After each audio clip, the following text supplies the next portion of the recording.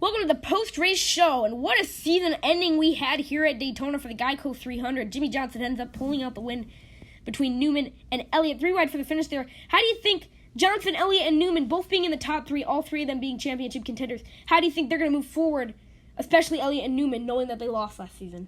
Well, they're going to congratulate Johnson winning in a fair way. That was a really good photo finish.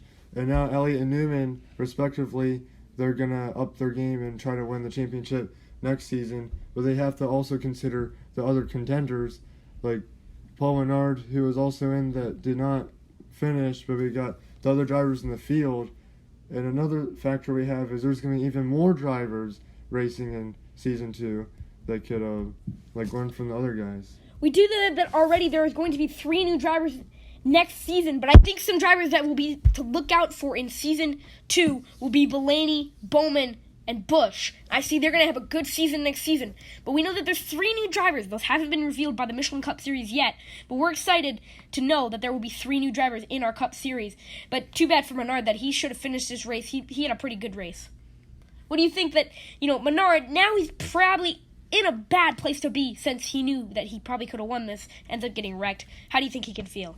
Well, he's going to learn from his mistake, that from him getting last. He's going to have to be more aware of being in situations because, Jimmy Johnson, if Paul Menard was in his footsteps, or Jimmy Johnson wrecked out and then Paul Menard was still in the race, he could have taken that to win, because Jimmy Johnson was involved with Paul Menard, and Johnson, he kept going for that win right there.